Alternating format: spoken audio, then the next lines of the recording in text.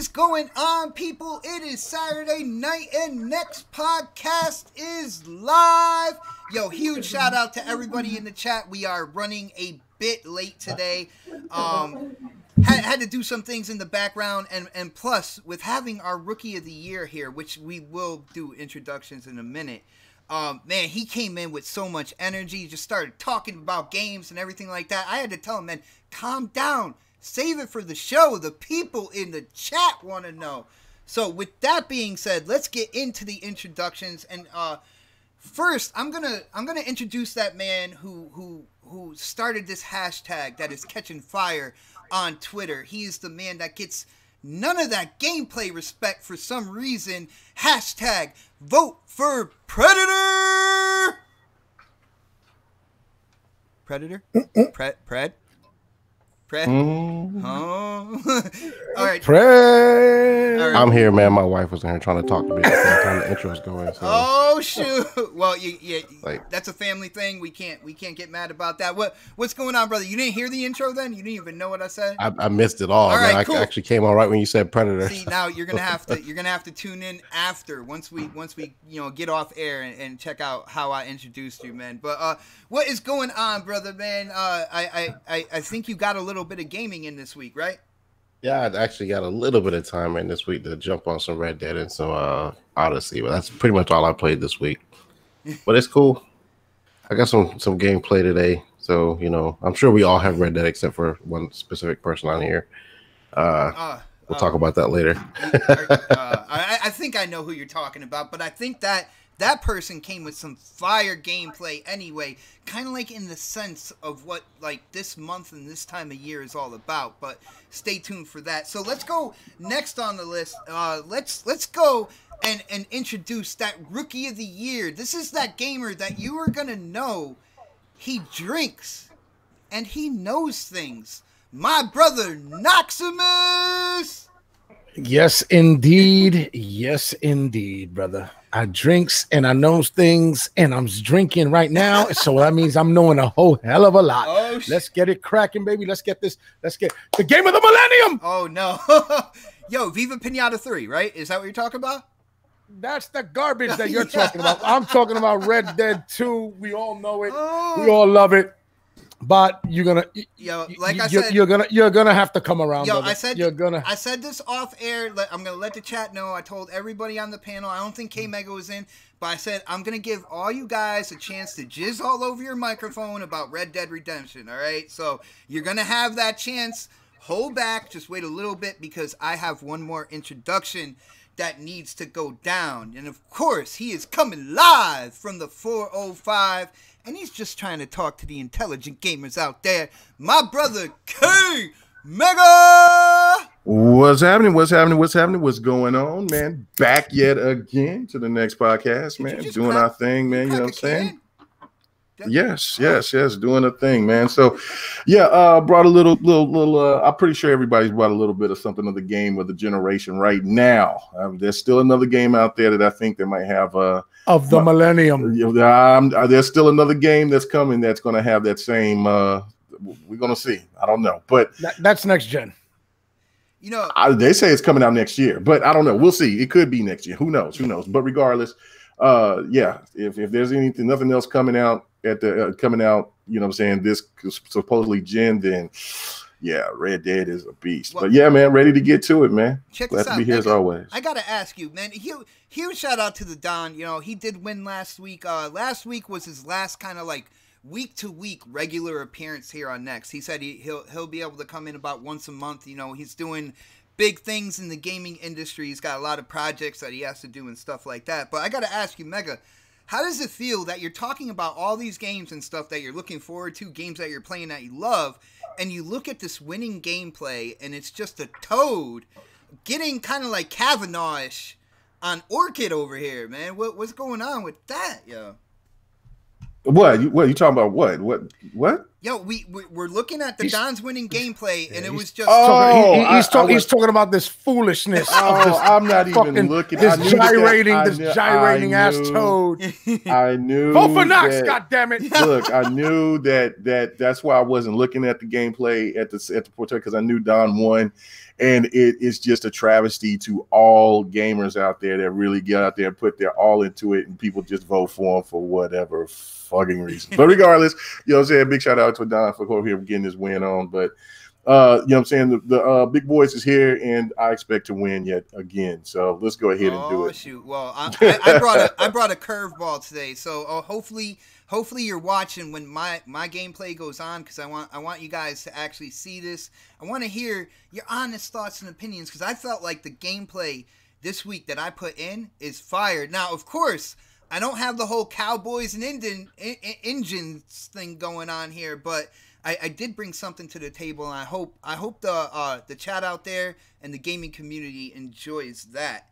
But with that being said, I'm going to start with a curveball. This is basically a topic I didn't put in the DM, and it's a lighter topic. It's something, you know, we can kind of start the show and get into.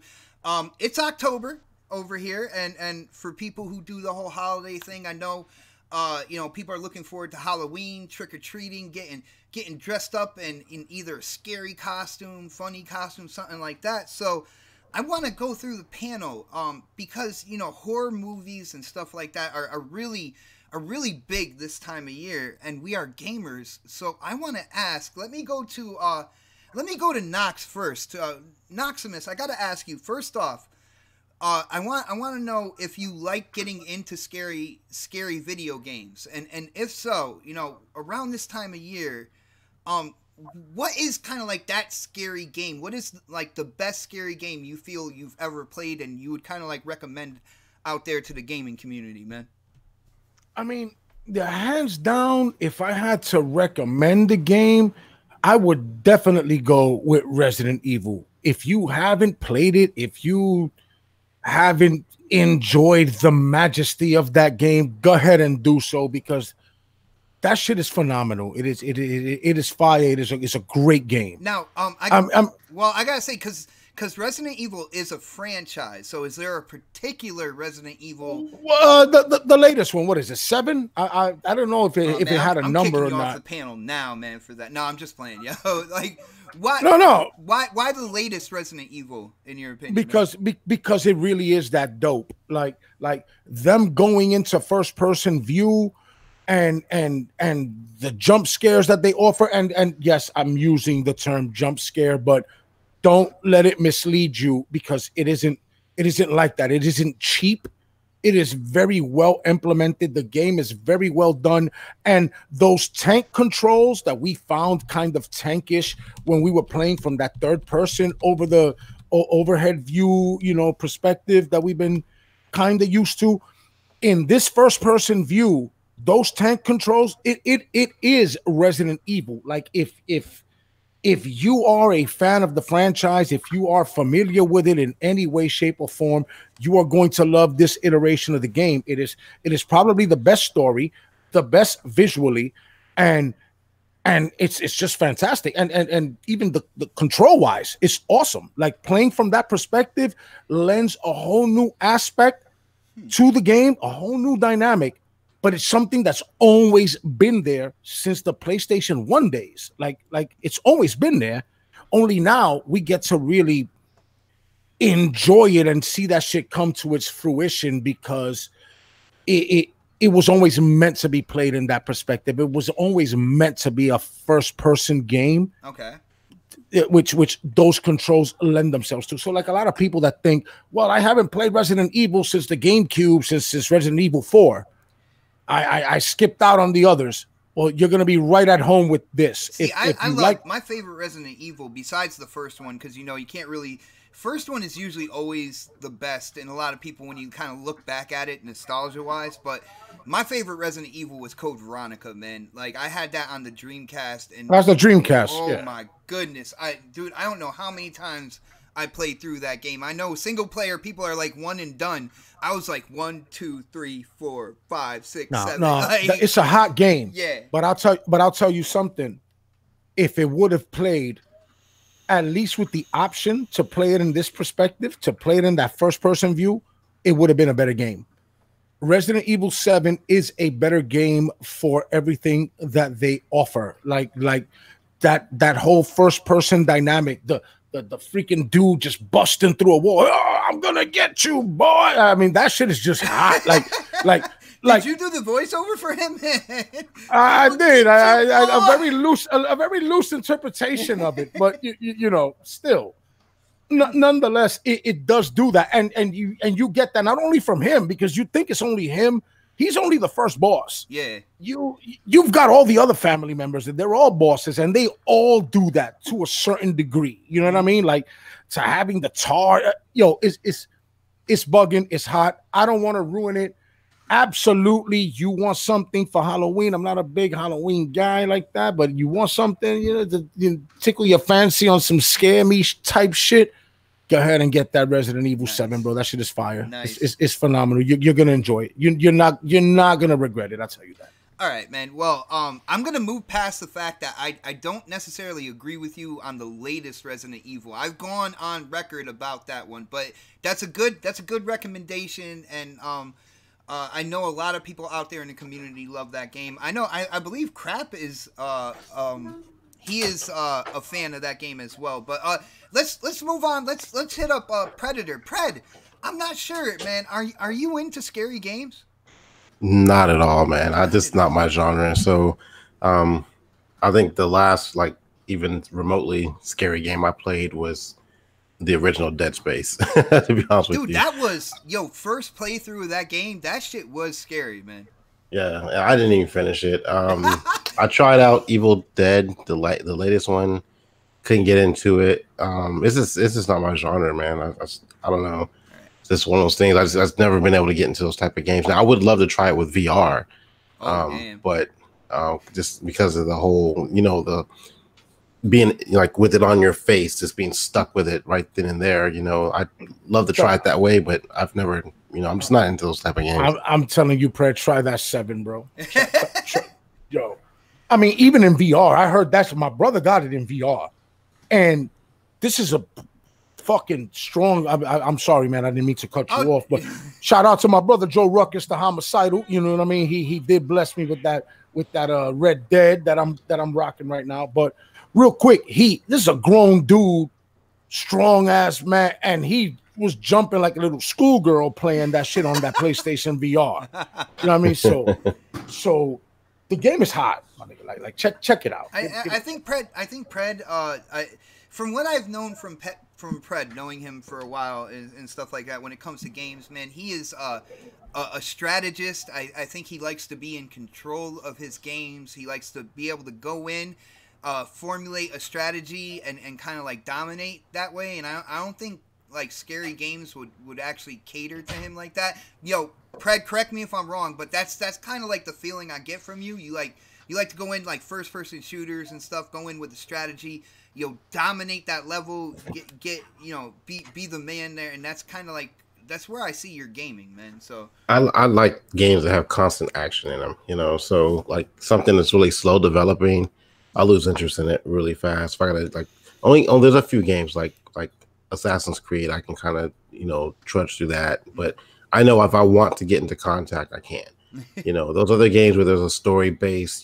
Go here, talk to this person, find this paper, bring it here. I can't get into those games long term. I just lose interest after a while, and I don't know what it was about Dead Space. It just didn't interest me.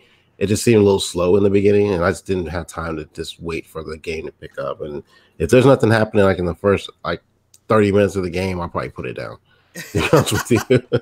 Yo, he needs that instant satisfaction, man. I need to jump right into a gunfight, and I'm like, okay, I can fuck with this. But if it's there's some of those games I'm playing Red Dead, I know we'll get into this in a minute, but it's I'll save that conversation for when we jump on that topic. All right, no doubt. And I do want to give a huge shout out to Coffee Casuals and Consoles because this past Sunday, with Crispy Bomb, Butcher Van, of course, O Snaps, Supersonic, we did kind of go through the horror games and stuff. And while we were doing that on that show, I was like, man, I want to see what the panel on next would have to say about this. So that's why I brought it to this show.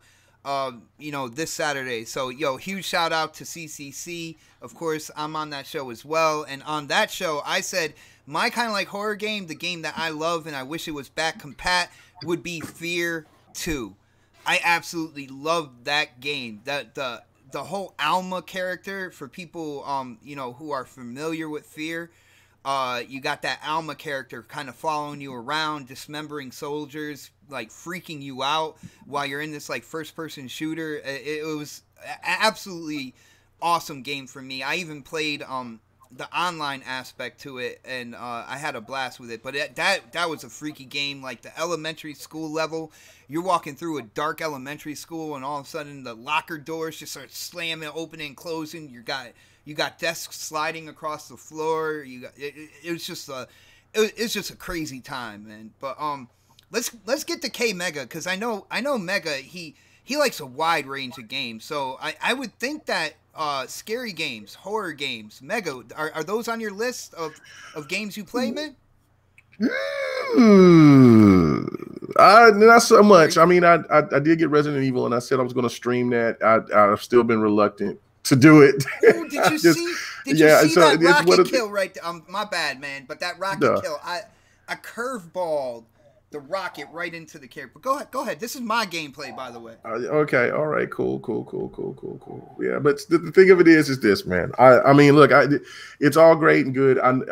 There's some good scary games that has potential, like Resident Evil 7. You know, Alien Isolation looked really good, but I just haven't got into them, man. I just haven't. It's been a long time, so you know what I'm saying. I can't say that I'm into it like that, like I used to. I'm just not. Is there any scary game that like you played that like I know you said you're not really into them, but you had to have played like quite a few before you came to that conclusion? Oh yeah. Silent Hill, Condemned.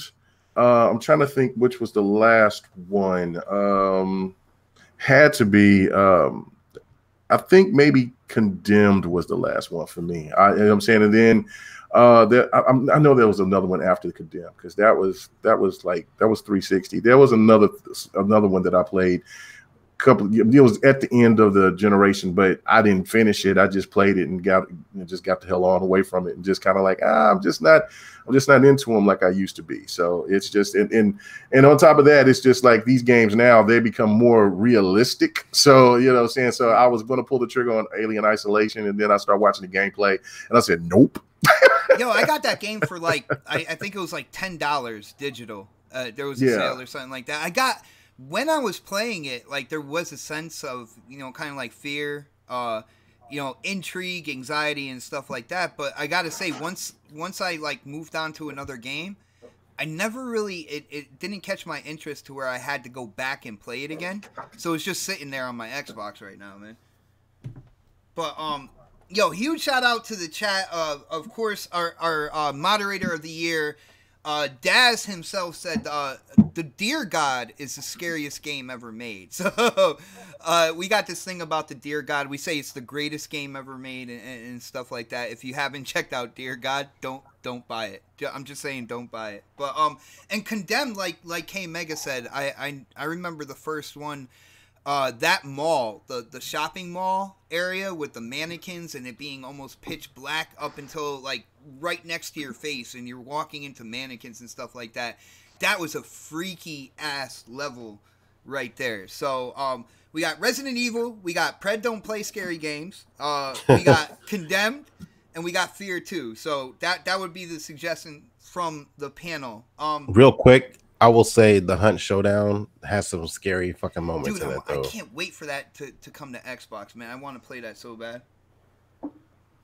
It's actually pretty. I can't wait till you guys get your hands on it. It's actually really fun, just because I think it, with your headphones on and the sounds in the game, like it's based off of sound. So like you'll hear shit, but you don't know where it's coming from, and then shit just pops up at you out of nowhere. So that's the best part of a scary game, man. Not knowing where it's gonna come from, man. I love that, yeah. Well, hopefully we get some word on that this year. Maybe in November, possibly. That would be a great announcement. You know, it's coming early access, right? Yeah. Yeah. Yeah. So hopefully we'll hear something about it. And it runs. Hopefully it runs better than fucking PUBG did when it came over. Oh my goodness, man. You know, as shitty as PUBG ran, let's be real here. So many people downloaded it and play it, and it's still got a ton of people playing it to this day. I know a lot of people wanted PUBG to be dead with, you know, Call of Duty coming out with their battle royale and all that good stuff, but it's not going to happen. There is a cult following there for PUBG now, and I will honestly say I like PUBG more than Call of Duty's battle royale, but that's just me. It's my opinion. Talking about liking things a lot, I gotta say, like I said, when we were off air, you know, people just started talking about this one game that they can't help but play. It just came out. Guys, can you help me out? What's the name of the game that just came out? It's on the tip of my tongue. Shower with your dad? Dream Daddy? Yo, Dream Daddy. No, hey. Dream Daddy, is that it? Of course we're talking Red Dead Redemption 2, people. I will say I'm going to be just 100% moderator on this whole thing and try to keep the conversation flowing because I don't have the game, people. If you follow my channel, you follow the shows I'm on, you know, #NotMyCowboy. But let's get into this. We'll start with who went last first. So let's go to K Mega.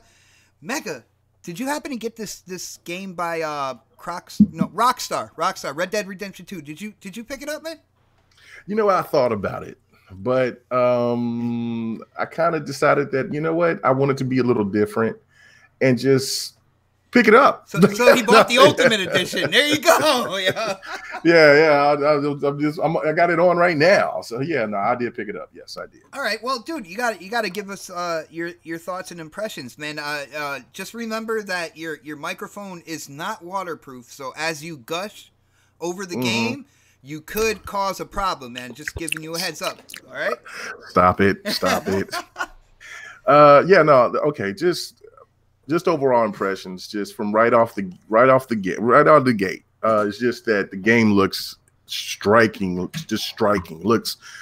It looks next level, over the top. Like, whoa, like, okay, this is just CG. This is gonna, I mean, well, not CG, but this is just, you know, a cut scene. It's gonna get to the real graphics. It's gonna be some graphical downgrade, something of that nature, and then you just go right into the game, and then you're like, oh wow, and then just the level of detail that this game has is just on another.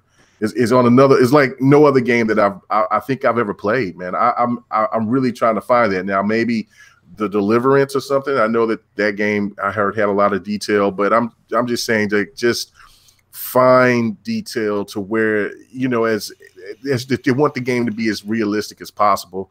Went out, I killed that. When you kill your first deer. And that's right in the beginning of the game, so I'm not spoiling nothing. When you kill your first deer, you go, you get it. It's so enhanced is that it basically like, look, you got to stay upwind, or you can't go downwind, or they'll smell you. The animals will smell you and run off, or they'll be alerted. Then when you kill the animal, you actually have to load it on your horse. And then when it was out in the snow, so when you're taking it in the snow, it was clear at that point. But then when you're walking it back to camp, it starts snowing, and the snow is falling on the animal, on the horse, on your hat, on just everything. And then you skin the animal like you do in real life, bruh. It's on a whole nother level. Like, this game is so crazy with detail, and now I'm way further than that now, but it's a wonderful game, man. I can't say enough about it right now. All right, well, I got to ask you, because you're talking about snow, and I believe from what I've been hearing, that's the beginning of the game. Have you gotten to the point where you're kind of getting out of the mountaintops and you're seeing? Oh, I'm out of the mountains. Yeah, I'm like I said, I'm way further than that. I'm out there. I'm hunting a bear right now. I'm hunting 1,000-pound bear. That bear gonna beat your ass, man. Yeah, so I'm hunting 1,000-pound bear. So I'm like, you know, so yeah, I'm way past that. You know, the one scene that really made me just pause it and just kind of put my hand on my face and just think for a minute of like, what the hell am I watching? Was the fight scene, the brawl in the saloon, because the graphics in that game is so serious. Like when you're in the mud and you're fighting, and the fighting animations, and just like wow, like this is a game and I'm playing it. Like this is on it's on next level shit, man. It's a fantastic game. Fantastic. All right. Well, I hope you have like a box of tissues or a bunch of napkins by your computer, because I feel like your microphone might be wet now. So I'm gonna let you dry it off real quick. Do what you gotta do to clean up, and we're gonna move on to the next person. Predator. Pred, I know, with your job, you've been working crazy hours, so you don't get a huge chance to game. But I believe you got in on Red Dead. So what are you thinking, brother? Give us your thoughts, opinions, good, bad, when it comes to this game, man. First off, I'll say that this generation has given us some treats, man. We've gotten Zelda this year. We've got Mario. We got Spider-Man, God of War, Forza and this. Horizon. Come on, you got The Witcher. Yeah, The Witcher. Yeah, like this generation as far as like this generation. I was gonna say you didn't come out this year, but my bad. Go ahead, man. I mean, but this game, I think this takes the cake. It's so like realistic. It's got like K Mega was saying, like the simple stuff, like the snow when you're walking, it falls on the animal, sticks on it. Like simple things like that. They paid a lot of attention to detail for everything, even the mud on the character. If you're out in the wild too long, it gets dirty. His beard grows, like super long if you don't shave. I like that aspect where you go into like the barber shop. Like if you don't have hair, he has nothing to really offer you. You got to let your hair grow. You let your beard grow in order to like shape it up and stuff. I like that. That's detail right there, man. Like the clothing, it gets dirty, like over time when you're out in the field. Like it's so detailed. Like you have to, and that's almost like it's almost a negative that it's so detailed. 'Cause like you have to set up a camp. You have to cook your food. You have to make him sleep. You have to it's almost like The Sims meets fucking, The Witcher. Like it's simple things that you could really in the past you could just be like, hit A to sleep, and he hit energy or whatever. Like you have to go through every little minute little detail to get him, get your character the way you want him. So I like it, but I don't. I'll say some negative things too, but like it started off really slow. Like it doesn't guide you at all. Okay. Like in a sense, and I didn't really play through a lot of the first Red Dead. So maybe it's just this is an ongoing thing with them, but. Because it's so open world, so you get like really lost, like what you're supposed to do. Like I have stuff I can do. I see the icons, but I'm not sure if there's a specific order you gotta do them. So I just do shit. Like I actually spent more time hunting than I did playing the game. Yeah. Living that cowboy life, huh, man? Yeah, like I just go out and I get on my horse and I just ride out and start hunting and bring back some meat or something like that to the camp. But it's definitely going to be game of the year. If it's not, I'll be shocked. I'll be shocked if it's not game of the year. Even though God of War is really good, it's going to be between those two. But I really think it's going to be the game of the year here. So all right, I got you. And of course we got to go next on the list here of the people on the panel who have the game, and he already gave a shout out to the man who actually got him the game. So Knoxximus, you have been waiting, man. You came into the hangout. It wasn't even high or anything like that. It was just Red Dead Redemption 2. Oh my God. Like here you go, man. Here's your chance. What are the highs, lows? What do you think about the game? And yo, dude, with all that, you got to give us that that one jaw-dropping moment, that one moment, because people are talking so highly of this game, that one moment where you realize this game is head and shoulders above anything you have played so far, man. Well, that's the thing, right? There really isn't that one moment. It's just a culmination of everything that Rockstar has done in this game that bring that wow factor into effect, right? It's just visually it's stunning. The performances are off the hook. Like the acting is on point. You know, I don't want to ruin it for people. Like I want to say something, and I'm pretty sure that whoever's played it and played the first half hour of the game probably already experienced what I'm talking about. But I don't want to mention it just because I don't want to ruin it. But it was a very, a very great moment in the game. It's something that people wanted. It answered the question, and it answered it very early. You know what I mean? And it has to do with John Marston. I won't say anything after that. But you know, if you guys have played it, big gaming media has already spoiled that, by the way. But go ahead, man. If you don't want to be that person. If they did, they did. I won't do it. Right. But it was just dope to have that question answered. Like, you already know you're gonna be Arthur. You already know that this is who you're rolling in this game. Cowboy name is Arthur. Come on, man. Like, what? Yo, what? Don't sleep. Don't sleep on my man Arthur. What happened, like T-Bone Britches or something like that, man? Man, come on. T-Bone Britches, what is he? Is he a fucking convict? I mean, come on. That was off the top of my head, by the way. I think I did pretty good for spontaneous, like having to come up with something, man. I don't know, but look, so you said there's not one moment. My dude, I mean, that just that they addressed that they paid attention to that detail. They knew people were gonna want to know what's going on with John Marston. Why aren't we rolling him in this game? Is it a direct sequel? They pretty much did away with that, you know, front and center. It's like, hey, here, boom, you're gonna go get him. I won't say no more. I don't want to say it. They ruined it. I won't ruin it. But the game is phenomenal, bro. When I shot a wolf and saw the blood splatter off of that wolf, realistically falling into the snow, as I just make the tracks in the snow, my man, it is a level of detail that is surpassed by no one. He's like second to none, people. It is second to none, man.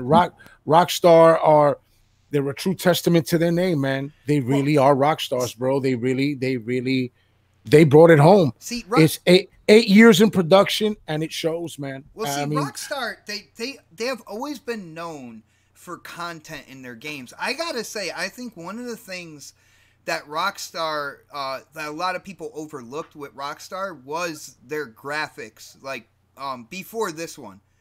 And one thing I could say, I know I'm not into cowboys and stuff like that, but I am a gamer, and I can give props where I see, you know, where development teams should give props, get props, and I think that they have finally caught up in terms of graphics. They always gave the content, you know, they gave the open world, so many things to do, crazy story, but now they have the graphics as well, and I think they have finally become like a total package development team. So that in that whole thing, it's a huge shout out to them, man. Not only catch up, if you want to say they caught up, yes, but they ultimately they've set the bar.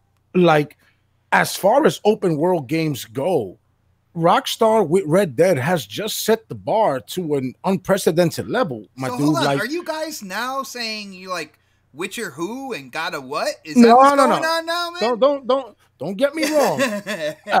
There'd be no Red Dead without The Witcher. All right, like The Witcher set the tone. It set the standard. Like, everything has to be The Witcher or better as far as open world games go. That's why Odyssey did well, because it borrowed heavily from The Witcher. That is why it was so well received right now, right? Like, they borrowed so much so because they did it with Origins, but they did it so much so in Odyssey that it made it a better game, because they just went all in and said, you know what, we're gonna take everything that The Witcher has to offer that we could possibly take, without actually saying, hey, we took it. But you guys know, as gamers, we all know they borrow. And you know what? Borrow from the best and make your game better. I'm with that. Mm-hmm.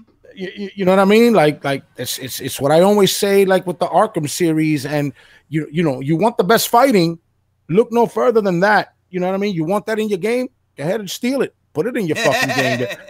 Yeah. Go ahead. Steal it. Yeah. Do it, because I want to play some properly controlled shit. I want to play some good. I don't want to play no half-ass shit. So if you're gonna borrow from the best, borrow from them. Go ahead and do it, and then put your spin on it, and make it great. And Rockstar, they made it phenomenally great, bro. And I'm only 45 minutes in. Not even. I'm not even Yo, is everybody on the panel except for me? Does everybody like have a controller in their hand right now? They're playing the game while they're on the show. That's what I need to know right now. I know K Mega said he is. Mine is paused. Yours paused. Yeah, mine's paused right now. You know what? Yo, Predator, Knox, I appreciate that, man. I gotta say, I appreciate when you're like, you know what? I gotta give my entire bit of attention to the show. And, of course, the chat. I do like that. And speaking of the chat, I want to say, huge shout-out to Sleepy Goblin. He's usually one of the first people in the chat. Huge supporter of the show. And he's basically, with what Pred said about the game, he said that Pred is doing a bit of cosplay, and he's playing the game as Lone Ranger, man. Is that what's going on, dude? You're going solo like Lone Ranger there? I was telling him in chat, like, I kind of don't even want to deal with the camp. Like, I just want to go out and just like just venture off and just do shit on my own. But I feel like I always have to keep coming back to my base camp every now and then. Mm-hmm. It kind of pisses me off. But guys, with talking about Red Dead here, an interesting thing came out. Of course, our buddies Digital Foundry went really in depth with kind of like the analysis of this game on like the base Xbox, base PS4, and of course, the PlayStation Pro and the Xbox One X. Now, who on the panel actually watched the whole Digital Foundry thing, or at least I watched all painstaking 29 point whatever fucking minutes of it. Yes, I did. All right, so we got Nox, Pred. I think K Mega might have at least got kind of like the idea of what they were trying to throw out there. So, again, this is another curveball. The panel did not know this was coming. So let's go with Knox because, he was really kind of colorful with saying he watched it. Knox, what did you get out of Digital Foundry's analysis of this game? Now, I will go on record. I am not a Digital Foundry fan. I feel like they did a lot of, like, bad shit this generation. So I try... I basically lost all interest to go in and check out their videos and stuff. But this one, these couple videos, they were thrown in my face a couple times by, of course, a few people on Twitter and stuff. So I ended up watching it, man. What did you think, yeah? Well, the trend continues, right? They can never.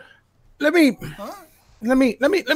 put this for instance, right? The trend continues because they can never praise Xbox without downplaying it in some way, shape, or form, right? So, like, they'll say the Xbox One X version of the game is by far the best version of the game, period. There's no PC version. So ultimately, right now, the Xbox One X version is it is the absolute best version of the game. It is the best rendition of the game that we have available to purchase, right? But they can't say that without shitting on the base Xbox. I was wondering where you were going with this. I was like, man, everybody's like praising the Digital Foundry thing in terms of what they said about the X. But I hear you. Go ahead, man. I hear you. No, because it's like I was telling my man Beast, shout out to my man Beast 378. But it's the same thing I tell him, right? I'm like, whenever they say a PS4 game, right, is using checkerboard rendering or some sort of trickery or whatever manipulation that it needs to achieve the 4K mode, they say, oh my God, it was implemented so well. They did a phenomenal job that they've done here with the way they implement this. But when the X does it, it's like, well, it's not native. It's not native 4K. They're doing something. They're doing something else. I mean, in this case, it is native 4K. But I'm just saying, like, it sounds very different when they're talking about checkerboard for PlayStation and checkerboard for Xbox. It's always, oh my God, for a phenomenal job that Sony has done to achieve this 2160 rendition of the game. I think you are the first one on the panel to try to go with an English accent live on the show. First time ever right here, yo. But when it's Xbox, it's always well, it's not 4K. No. It's okay though. It's fine. It's good. Wow. It's like that. It's like that. Like you never get that. They can never give Xbox props without diminishing them in some way, shape, or form. Well, in this particular video, my bad, but real quick, in this particular one, they couldn't really say anything negative about the X, so they had to just shit all over the S. You know what I mean? Yeah, I definitely it's saw by that, far man. the worst rendition of the game is the Xbox version of the game. The Xbox, but the best rendition of the game is also the Xbox version of the game. So, yo, Pred, I gotta ask you, after hearing that spot on impersonation right there of Digital Foundry, dude, did you get that same like feeling or that same kind of like idea when you were watching this analysis? I did, and this is something I noticed that they do a lot, and he's right. When he's talking about how they shit on the S version, in the past, they went in bad on that too, man. Yeah, in the past, they would compare when the Pro had the better, graphics, whatever. They would compare the Pro to the X, not the X, but the Pro to the Xbox One S or whatever, and it was a battle between the two. Mm-hmm. But once the X comes out and it's really more powerful than the Pro, they compare the X to the S a lot more than they do to the Pro. Yes. Like they'll do the frame rate, they'll do some graphical stuff like that, but they don't spend any time on it like they did in the past, where they were now they kind of like force feed it to you, the S version and the X version. Back in the past, it used to be the Pro version versus the X version, and now since we have the graphical powerhouse that we have now, they kind of scale back with the criticism of the differences between the graphics. So that's the first thing that I popped out of my mind when I saw that video. And the crazy part is motherfuckers are like going crazy about the fact that it's native 4K. Like, I mean, you would think that they would have accepted this shit by now, that we have the more powerful console on the X. It's going to happen at some point in time that we're going to get better looking, much better looking games than they have. Mm-hmm. I think the other part of this too is that like the PC doesn't have this game.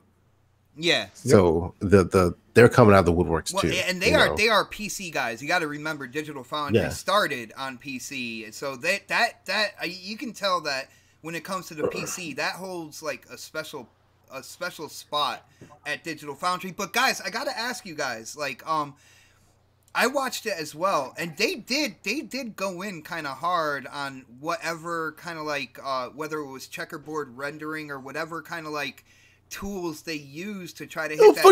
Phenomenal work on the PlayStation 4 Pro. No, they said it looked like shit. They said it looked like shit, man. I'm gonna be real here. They went in kind of hard on the Pro as well. Yeah, like, that was later. It didn't last long. They had to praise it first before they could very indiscriminately, say negative shit about the Pro version. Just say it.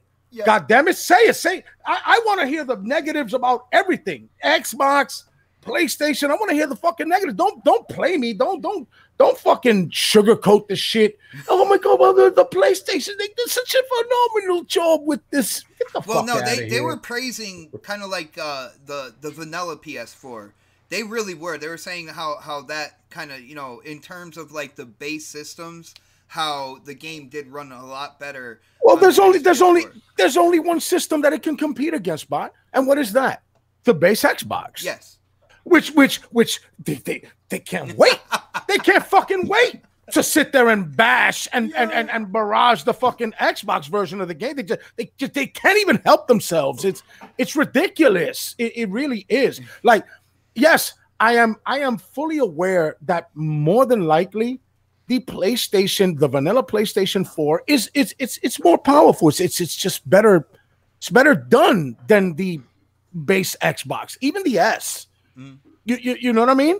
We know that already. We don't need that shit pounded into our heads. They just keep going with the fucking narrative because it's what they want to do. It's what they want to spin. All right. It's what they want to spin. Well, check this out. I want to see. Yo, K Mega, did you hear anything about the Digital Foundry analysis? You hear what's going on here? Do you have you have any thoughts about what our buddy Dick was talking about Digital Foundry? Actually, it wasn't even Richard. He came in to talk every little bit, but it was the other guy who was kind of like the main dude in the video. Dave. Yeah, Dave. Yeah. I don't have anything bad as like a nickname for Dave, so I always forget his name. Yeah. But I remember Dick, trust me. But Mega, did you see anything about this? Do you have any thoughts or opinions, man?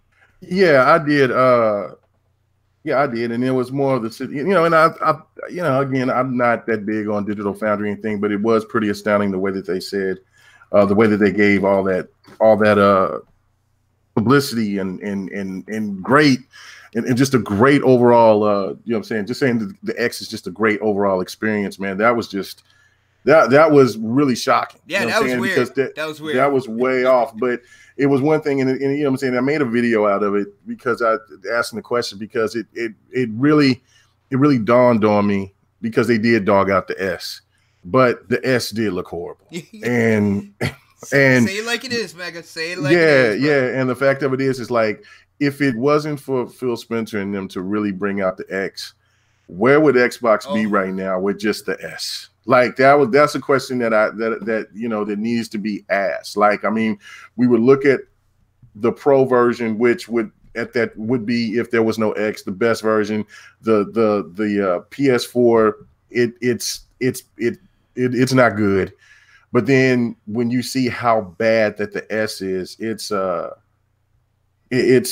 crazy. Now, it's crazy. I mean, let's be honest here. Like, yeah, there is certain things when you look at like graphics in the distance. They're talking about, in the woods, how like the woods just kind of blended together and stuff like that. When you're playing the game, if you're used to playing on a certain platform, like if you're used to playing on the Xbox One S or something like that, that's the only console you have. That's the only console that you can swing right now.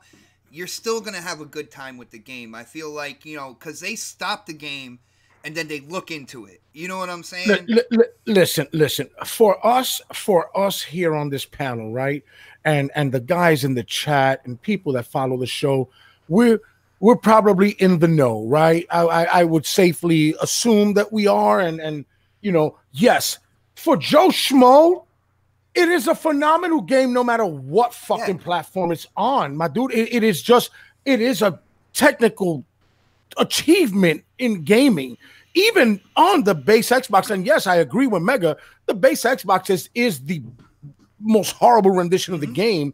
Yeah, you gotta call a spade there, man. You know what I'm saying? Yes, but is it unplayable? Is it unpleasant to watch? If that's all you got, are you not going to enjoy it? You're good right now. Yeah. Yes, you good money. You're going to be fine, my man. Like it is still going to be jaw-droppingly hot. All that shit I'm talking about with the snow and the blood and the, oh my God, look at the footprints. You're going to see all that shit on the base model as well. Yeah, it's not going to look as crisp as the X, but that's what I paid the 500 yuccas for, right? So if you didn't pay the 500 yuccas and you paid $180, well then hold that. You're gonna get the $180 rendition of the game. You're getting the $180 rendition and enjoy it, like it, because it's great. You're gonna love it. You're gonna love it. You better love it. It's a good rendition of the game. You're not gonna miss out. Nice. Well, guys. Oh, my bad. Go ahead. No, I was gonna say, if you want the bells and whistles, you pay the bells and whistles. You pay the premium price. If you're good with, if you bought a S because that's what suited your needs at the time, well, you knew what you were going to get. You just better be an informed consumer. Yeah, exactly. Yeah, now I was going to say, hopefully, at the XO event this November, they might talk about a price drop for the Xbox One X. I'm thinking it would be more like next year or whatnot, because I don't know. Like, is November 10th. When's Black Friday? Does anybody know what date Black Friday is? Is it after the 10th? Anybody? In the chat, let me know if you know. Isn't it usually the Friday after Thanksgiving? Oh yeah. Well, if that's the case, then they can definitely announce a price drop for the X before Black Friday and everything like that, and get a lot of hype, for the Xbox One X. Now, talking about hype in terms of people buying an Xbox One X, and this is still Red Dead topic. This is kind of like the last topic on this game, but it has to deal with hardware. I'm hearing rumors like around YouTube Gamerland, where there are people that are stating that this multiplat that has the marketing on Sony's side is actually selling Xbox One X's at a crazy rate here.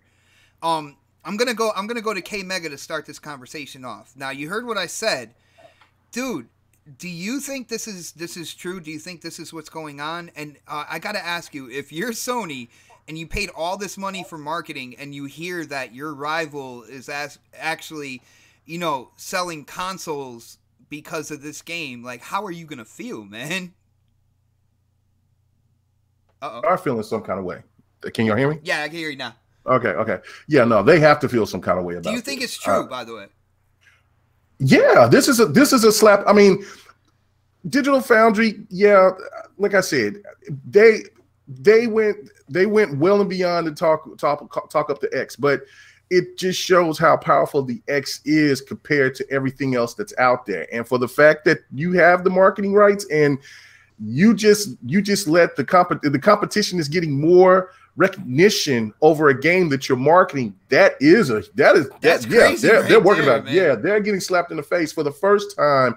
I think this generation, there's no answer for Sony on this one. None. They, you know what I'm saying, they've had the, they got the little gimmick exclusive on their games and all this, but because it has gone well and beyond past the the gaming talking streams and it's got to the casuals, that the Xbox is showing one of the most anticipated games. They are even saying that there could be potential that this game could hit $400 to $600 million dollars, which is between I think 6 to 8 million copies this weekend alone. Damn. So you're talking about that this game has got all this attention. And and you're hearing about the Xbox and you paid the marketing? Yeah, they're feeling some kind of way. Like I said, this is the first time ever that I've seen this generation that Sony is in a really fucked up spot. Like they can't sugarcoat nothing about this. Yeah, you got that's why you don't see fanboys go. The fanboys has been talking about everything else or going off on a tangent about some Twitter wars. Oh yeah, I've been seeing that lately too. Instead of because they can't talk about this whole situation about the power because the Xbox has dominated that space. And this is what we needed, gentlemen. This is what we again, like I said, bro. This is why I paid the 500 yuccas. Right. Keep your motherfucking horse and your coat or whatever. Give me the fucking hot graphics, give me the texture packs, give me what I paid for. And people are seeing it, and they're finally seeing it. And this is the game that has brought it to fruition where people go, you know what? The X is by far the premier console. As far as premium products go, this is as close to a powerful PC as we can get right now. It is better than the Pro. It is the best thing on the market, short of making your own PC. And this game finally brings it out because people want the best version. Like I said, it's going to look great on the S, but God damn it, you're going to enjoy it a hell of a lot more on the X. Yeah, well, right. That's the whole thing. Like I just don't. You just can't get away from it. This is sold. The Xbox One X has sold itself off. This game has helped sell a lot of Xbox One S's. That's what I was trying to get out. Yes, premium. Yeah. And one of the whole reasons behind the fanboy conversations is that why would you want to pay $100 more when the games doesn't look that much different? That is a lie. There's one guy that was a PC guy. That's on Twitter, and he's getting all this attention because he come out and said, look, man, after seeing the Red Dead Digital Foundry thing, he says, I'm gonna go ahead and buy an X. And so then he get the X, and now he's touting about, whoa, see, the perception of Xbox is still lingering. The old Xbox is lingering upon a lot of gamers out there. And when you start seeing other people that's just now saying, well, I'm gonna go ahead and pull the trigger, and then they see the difference of the different UI, the avatars. This person is going on like, man, the UI is different. It's faster. They're still thinking it's 2013, 2014. Mm-hmm. They're not even knowing how much Xbox has improved itself over this generation. You're absolutely right, Mega. You're absolutely right. Even my brother, again, shout out to my brother Joe Ruckus. He got his X. He got his X with the GameStop deal, right? With the trade in your PlayStation, get $200, right? He already had a Pro, so he traded it and he got his X. He's loving his X right now. He's like, yo, this Gears 4 is unfucking believable. Like he's watching 4K movies on the shit on his 4K TV. He's like, yo, this shit look crazy, my nigga. Like this shit is hot. And that too, because like there's a GameStop having a deal right now. You get $100 off.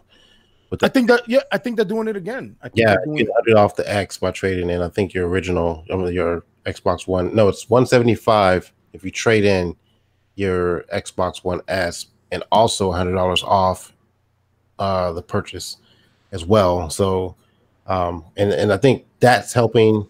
Stuff like that's helping Xbox sell. That's a great point right there, man. Plus, again, I mentioned this earlier, but like you have a bunch of PC gamers who can't play this game, so they're like, "Fuck, man, I need to." Hold on. And if you want the definitive version, where you're gonna get that? I gotta ask though. When it comes to this game, they didn't say anything like it's not going to PC at all, or it's just not going. Not right now, anyway. Not right now. Well, you know how Rockstar is. They always wait like maybe 2 years I thought you were gonna say a decade. No, they usually wait like a year or two to. Rockstar doesn't really like for people to mess with their shit. I probably would predict that this game will come to PC maybe after they launch the multiplayer for consoles, maybe like sometime after that. I don't know when that's happening, but all right. I mean, the other Red Dead didn't show up, but I mean, they could make it a package deal to where they could bring Red Dead, the first Red Dead, but they see how lucrative the Grand Theft Auto Online, right? Like GTA 5 Online is probably, Jesus Christ, it's like what, 6 years, and that shit is like still like in the top 10. Look how long that it took before Grand Theft Auto got there. That's what I'm saying. Yeah, that's what I'm saying. I wouldn't go that. I wouldn't go that easy saying. I wouldn't go that quick as saying it's going to be next year. If it does go to PC, which it most likely should, then it would probably be a couple of years. Yeah, that's what I said. I said 2 years, like 2 years or after the. Yeah, like, I was just wondering because people are talking, like the no PC thing, and I think that's something when you look back at Digital Foundry's analysis, because they love their PC or whatnot, but they don't have that option to go to in terms of the analysis. That does kind of factor into their kind of thinking when it comes to the Xbox One X. Now, Predator, I gotta ask, because you're usually you're into gaming articles and stuff like that. Have you seen anything about Red Dead kind of like selling people on the Xbox One X, like on its release, man? Or it's just kind of like I've seen in my news feed on Twitter. Like I keep seeing these people say, "I picked up an X. I got an X today." I haven't seen a lot of that. I've seen a lot of that. And another thing, I didn't think about this till we started talking about this topic, but like I don't even know if this has mouse and keyboard support on it, but I would guarantee you that they will probably consider it for this game for the single player aspect of it, since we have that coming to the X. All right, so that's another thing for the PC players that are coming over. So I don't particularly that would be a pretty warm welcome for PC guys if they can't play it on the computer. You'd be like, yeah, well, with the X, we got mouse and keyboard support. You can play the game. You can feel comfortable and play it exactly how you would play it on your computer as well. So that would be interesting if they did that, man. Yeah, but I honestly I've not seen let me say that. Let me back up. I've not seen any news articles about people buying the X because of because of Red Dead Redemption 2, but I have seen a shitload of people mention on Twitter and in my news feeds that they're picking up their X this week and they're playing Red Dead. So well, then Pred, I do have to ask you, if you're like the head of Sony and you spent so much money on marketing for this game, and this game is turning out to be exactly what everybody thought it was when they first heard that it was coming out, when they started seeing little bits of gameplay and stuff like that. There are people kind of like drooling over their microphones over talking about this game.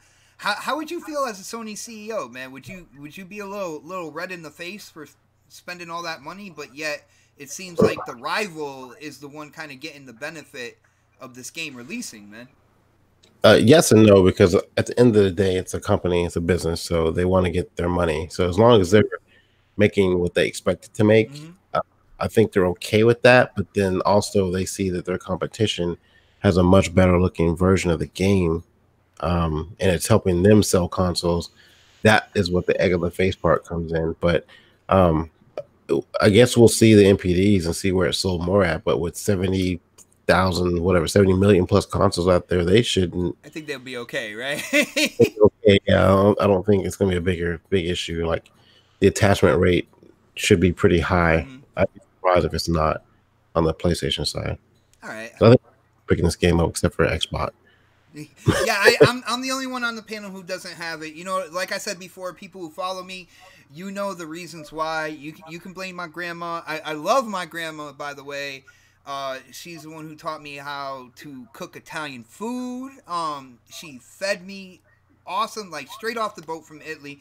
But the one thing I could not stand is she had this very unhealthy addiction to Westerns and cowboy shows. And she lived with me and my mom, you know, as I was growing up.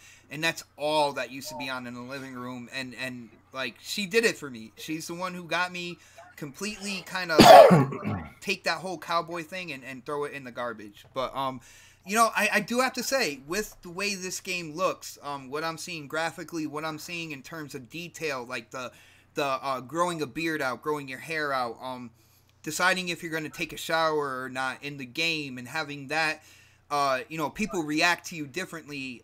Not a shower, but a bath. A bath, sorry, bath. Yeah. Right.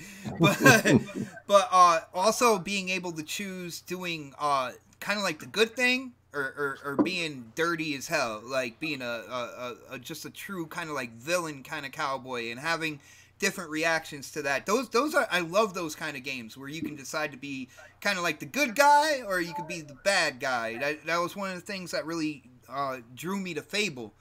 And I sat there watching the gameplay, and for a brief second I was like, man, maybe and then I was like, man, if I spend $60 and I play this game, like, yeah, it feels good, the controls are great, I just can't get into the world, the environment, you know, being a cowboy, it just doesn't get to me. I would have wasted $60, you know.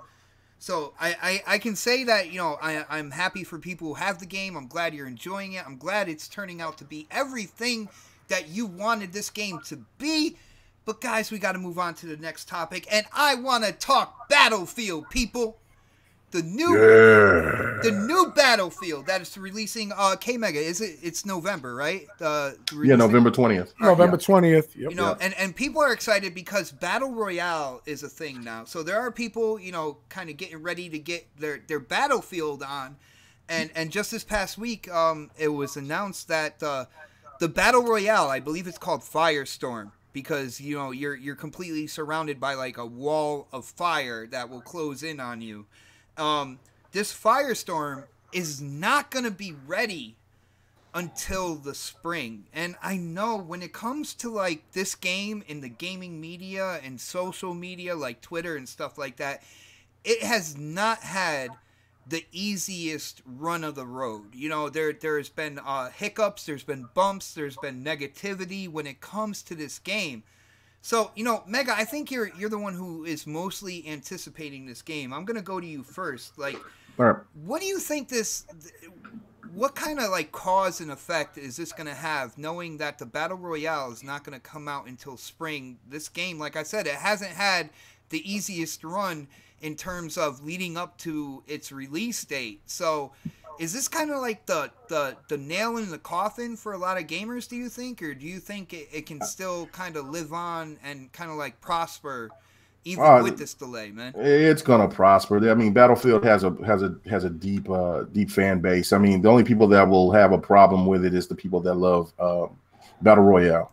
And to me, it's like, yeah, it should have been implemented. I mean, why would you want to bring it in there? But if they would, but the one thing is just like with anything else that's delayed. I mean, you can't have in one instance be upset about Battlefield being delayed, the Battle Royale, one mode. It's not the whole game. One mode being delayed and having to be done right. But then in the other sentence saying, oh yeah, that's a smart strategy for Uncharted or for Crackdown 3 or for any of these games to be delayed if they are trying to get one aspect of their game to work properly. It just makes no sense.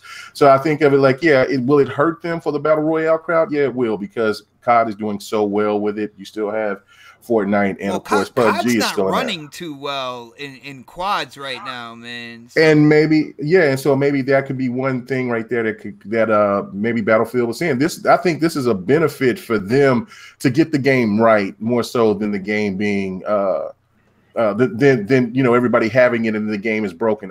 You don't want to have another Battlefield 4 moment with Battlefield. You just don't. I mean, that just doesn't make any sense. And plus, on top of that, the game is going to have, and I don't know if anybody's checked out and seen the single player. I watched, there was a 40-minute gameplay of it. That game looks absolutely gorgeous. The single player looks amazing. Plus, of course, you got the same, modes, but they have even different modes where you can do a 2 versus 2, a 3 versus 3, a 4 versus 4, a 5 versus 5. So on top of the big, it's the regular things that you see with Battlefield. So with their other modes, so it seems like it's still going to be robust with modes. It's just that this aspect of it isn't quite done yet, and I think it's the smart decision. Get it done right. You just shot that cow guy in the balls like 4 times. He's a bad son buck. He's a problem. I'm feeling some pain. Look at that. Lighting his ass up. Yeah, I had no choice. What's the name of this game, by the way? I forgot, dude. This is Strange Brigade. I was talking about this. Yeah, I was talking about this game. Once we seen it at E3 year before last, and they showed this, I said, "What is this?" And yeah, it's fun. I hate that I haven't had enough time because there's been so many great games. But yeah, Strange Brigade is really dope, man. All right, we're gonna move on to I got knocking on the door as well. I think one of the twins is coming home from his aunt. So I'm going to move on to Predator. Predator, what do you think about this delay when it comes to the Battle Royale for Battlefield? Do you think that this is going to be something that, is just kind of like another nail in the coffin for this game? Or do you still kind of like have optimism that, even though it's been rough in terms of, leading up to the release date for this, do you think it's still going to survive and it's still going to grow its fan base, man? I think it'll be fine. Keep in mind, this is a new mode for them, so there's no need to rush this out. And plus, there's, PUBG is still out there. You've got Fortnite still out there. You've got Call of Duty out there, all vying for that space right now. Why add another game in the mix to it? Battlefield is basically known for its multiplayer, like its conquest and stuff like that. So I think they're fine. The people who love Battlefield are going to continue to buy Battlefield. Like myself, I already got it pre-ordered, so the battle wasn't a selling point for me. I couldn't care less for it, to be honest with you. I can get that in other games, but I will most likely be sticking with Conquest anyway, like I've been doing for the last several years. I've played this series, so also keep in mind there's usually like a 2 to 3 year lifespan for Battlefield, so they have to stretch that out. They continuously provide content for their games when they come out, so they'll come out with the game, some DLC, Battle Royale, some more DLC, some more DLC. Did we mention DLC? Yeah, and this will keep the game going for, I mean, I know people who still play Battlefield 4, so they like to drag these out, whereas Call of Duty, they tend to drop a game every year, so, they can throw whatever they want out there and then come back around next year and throw something else out. So, it's okay for them to do this because it's going to actually stretch out this game a little bit longer than it usually does. I have a feeling the next Battlefield will be modern, and it's probably going to be fucking a launch title for the next consoles anyway. So you think it might be because I know I predicted 2020 for the new hardware. So you think by 2020 they're going to have another Battlefield ready to go? Yeah, they've been going like almost 2 years. most likely. Yeah, that's about right. There's a couple that have been like 3 years, but they usually go about 2 years per Battlefield. All right, now Pred, I got to ask you, because you said you're a Battlefield fan. You feel like the kind of like hardcore Battlefield people, this isn't going to make too much of a difference. But I want to look at things a little bit broader, like getting new gamers into the game. There's already been kind of like a stem of negativity, centered around this game before it's even released, and Battle Royale, it's kind of like that big, kind of like game mode right now where like people are like, oh, there's a Battle Royale in there, like Fortnite and like PUBG and like Call of Duty. I definitely got to try that. So do you think like it could hamper in terms of getting new gamers into it? Because there's already been like negativity coming out, and this might be that in terms of new gamers, or you think it's going to be okay? As far as new gamers go, I think they're gonna kind of contend to play the more arcadey. I was the same way. Like, I didn't get into the Battlefield franchise till 3. Played some of the other ones, but I was never really into them. Like, my military shooter of choice was Ghost Recon, and I would fuck with Call of Duty every now and then until I started doing weird shit. But so I switched over to the Battlefield. So new gamers, if they don't know what Battlefield is, they will have a rude awakening when they jump into that game and get, as Mooch says, get slapped with a plane. So it's a learning curve, because there's a lot of stuff that you can do with your controller that you didn't know you could do, at least in Battlefield 4 times anyway, like that you didn't know you could do unless someone either told you or you figured out on your own. So the learning curve is really steep, but people who want to get in the Battlefield, they're going to do the research. As far as selling it to newer people, that's on them. I don't think it's going to stop them from jumping into the game, but I think their setback is the fact that it's not modern. It's not a modern military shooter. It's kind of back to what is it, World War II? Yeah. This one, yeah. So we've seen that. We've had enough of that already. So We've had a lot of that throughout generations, man. World War II, like crazy. I think their biggest misstep is not making it modern. The second part of it was not releasing what they probably were going to. They delayed it. That's going to be another misstep for them. And I'm not talking about the Battle Royale part. I'm talking about the whole base game. So they delayed the base game by like a month. And now the Battle Royale mode is coming out and sometime in the spring. Plus, on top of that, it's coming out at a time where we're going to be busy playing all this other shit anyway. So that's all going to hinder or hamper, should I say, this game. But the saving grace of it is the fact that because it's coming out with the Battle Royale in the spring, nothing else is around that time.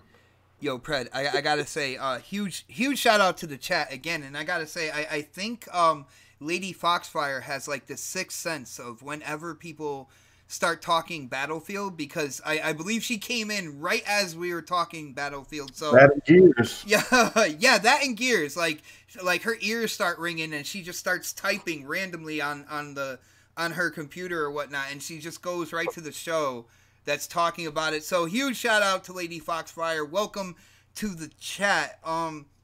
Let's go to Knoxximus now. Knox, I don't even know if you're a Battlefield fan, so you gotta let the community know whether or not you get into Battlefield, and then let us know what you think. Kind of like look at this headshot. Well, look, I'm a keep it a buck. I'm not a big Battlefield guy, but I'm not a Call of Duty guy either. Like those are not my forte. That those are not games that I really and for like. That right there, I appreciate you, Knox. I just want to say that right now, man. Yeah, I mean, my wife likes those games, right? She really enjoys the campaigns and the multiplayer. She likes that Twitch shit. I don't. I hate it. I like Gears. Give me Gears multiplayer and that type of thing. Give me my RPGs, give me my Witcher and all that, and I'm good money. But with that said, though, I mean that they're kind of putting this added mode to the back burner, it's okay. Because you know what? They're giving you a campaign. They're giving you a multiplayer. I'm going to assume that they're going to let you purchase whatever the hell you want. So they're going to have like DLC for you to buy if you want that. And you know what? That added mode, which is what it is, an added mode, comes later on. So and you get it for free. I mean, well, you're paying for it, but technically, you get it later. That's fine. I believe. Well, hold on. Correct me if I'm wrong, K Mega. But like the DLC, anything that comes down the line on Battlefield, those are basically free, like add-on content. Am I right? Pretty much, yeah. Like normally it's usually like about $130, kind of like with COD to get everything, but they did it this time at just only 71. So $71, but then they had a deal that was like $63, and I jumped on that immediately. So yeah. With all and then on top of that, like, and so yeah, you can get with EA Access, it's like $71.99. I'm pretty sure they might try to do another promotion deal before the game comes out, and if they do another $63, I would jump on that because all that DLC is free. Oh, so are you saying there's like a season pass that's with this game or something like that? Yes, yeah. Like that's the one thing about Battlefield is that it's the most robust shooter when it comes to content compared to what COD presents and any other. I mean, it's just because it gives you 2 years of content. Well, Lady Foxfire is saying free DLC in the chat. Right. Yeah, the DLC is free. It's like they're trying to make up for the ultimate mess ups of Battlefront 2. So they're just kind of like, hey, here it is. This is what you got. And I'm sure that they're going to have some things that you might can buy, like extra skins or something like that to try to recoup some of the money. But just overall, just you don't want to buy anything except just pay for the deluxe edition. It's right there. Yeah, I can feel the excitement coming from Lady Foxfire in the chat. Like, she is schooling us right now. Yeah. She's like, yeah, co-op campaign as well. Yep. What? Yep. She's like, you'd be crazy not to buy this game. And that's what I'm saying, right? That you get your money's worth from the door, right? So if you have to wait, a month or two to get that added content, then go ahead and wait for it. You know what I mean? It's DLC. It's not like you're not going to be fully compensated with what you purchased. You know what I mean? You're good. You got your campaign. You got your co-op. You got your multiplayer. You're good money. You can wait for this, whatever battle royale. You like that shit that much? You're gonna wait for it, and you're fine. It's good money, and don't forget to hit that freaking like button, man, and share it out as well, man. yeah, right quick. Yeah. Definitely do us a favor. Slap that thumbs up button. Share this out, whether it's Twitter, whether it's Facebook, man. I don't care. You can share it like in a text message to your grandma as long as she gets into the chat and starts, communicating with us. We're down for that. We accept grandmothers in the chat as well. So MySpace. We got MySpace. we are gonna roll with that joke to the end. I swear. But.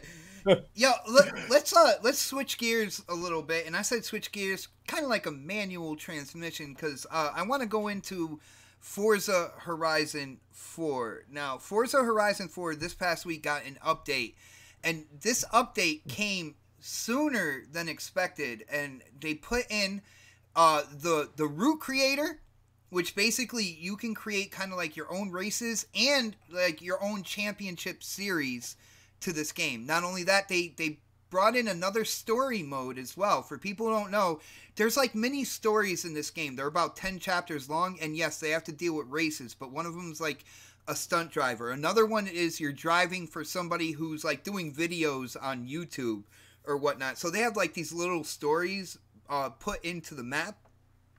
So they have another one that deals with kind of like historic British cars and getting in and driving like these older historic British cars. Another way to make more credits in the game. I know there's been a lot of Red Dead 2 talk and stuff like that, and I feel like this update has kind of gone, kind of like in the dark alley because of how big Red Dead Redemption 2 is. So, I want to talk to Pred now. Pred, I know you're not really big into cars and stuff like that, but first off, did you hear about this update? And what do you think about them, being able to add in more story chapters. So this way you get kind of like these little intriguing races in cars that you wouldn't normally drive or pick. And you never know. You might get cars that you're like, you know what? I want to buy that and I want to hook it up and I want to play online with it and stuff like that. And the Root Creator, which I know I'm excited for, because I'm going to create like the next podcast series championship and stuff like that. So what do you think about this update, man? I knew about the Root Creator. I think Beetle Comment was mentioning that on a podcast on Crossfire a couple of months ago. I knew about that. He had discussed that before. The other story mode stuff I didn't really know about, but I'm gonna be honest with you, man. I probably won't pick Forza up again. Probably till after the new year. Dude, that is the game. That is the game I have been playing this past week. I told you off air. I'm grinding for the 10 million credits to get the castle. I'm at like 7 million credits. Over this game's like span, I've gotten over between 12 and 13 million. I have no idea where the rest of that money went. I know I did buy a couple cars here and there, but like I don't know where it all went. But I'm trying to get the $10 million castle so I can get the last barn find, and I could get like the 10 super wheel spins as well. But that's the game I've been playing the most, and I have a feeling the rest of the panel is going to be like, yeah, we're not touching that anymore for like the rest of the year. Yeah. No, absolutely not. I've been playing it. I mean, I'll take a break from Red Dead and then I'll jump on. I'm on a 3-game rotation right now, and it might be, and I might just until Soul Calibur's matchmaking gets fixed, because that patch needs to hurry up and come. It might just be the 3 will probably, because I'll probably jump on Odyssey finally and then and start. Dude, Odyssey is so good, and I just haven't been able to get back to it, man. Because that single player experience, you kind of think to yourself, well, it's gonna be there no matter what. You know what I'm saying? So I'm kind of grinding on Forza Horizon because I want to get to that goal, because then I can go into other cars that I want. Like I want to hook up a Mini Cooper and see what I can do in terms of putting that like up to S1 class or something like that. And I have to be disciplined right now and not spend my money until I get that 10 million. Yeah. You had to grind and get to that 10 million, and then they added a new castle, and so I got more than 2 million now, but they got a new house that's like $2 million that came with the DLC, and it's and you can spawn anywhere. And since I got the achievement to, it's weird with me because I don't care about achievements, but for some reason that achievement of getting on driving on every road really, dude, a lot of people are hooked on that, man. I really wanted that. Like, I'm not caring about the achievements like that, but for that reason, I wanted that achievement. I just wanted it, so I got it, and so that it's really good for people who's already got that achievement or whatever, so they can just jump on. They could spawn in any point in spot on the map. So I'm like, if I spend the 2 million now, then that means I'm going to be back to like, I think 500,000. So I'm like, let me work up to about 5 million and then do it again. But yeah, no, I got both castles, so it took some work. Okay, now what do you think about this Root Creator? Is this something that you think you might dive into and kind of create your own races, man? Oh yeah, I'm excited about it. Once I get done with the things I want to do with it, I want to. I only just want to make big long races. I don't care about little short ones. I want to make big long. Make cash cows is what you're gonna make. Oh, shoot. No, I just want to make big long races. I'll race them, man. If you're offering the credits, man, I'm there, yo. Oh yeah, I'll put the credits up there. But that's just the thing of it is, I just want. I think you get the best of both worlds of seeing how beautiful the game is, but also your driving skill is going to be put to the test. And when sometimes that you have a map that's a little bit too short, and I should say a track or whatever is a little bit too short, you can't really recover. With a longer map, with a longer track, you can't.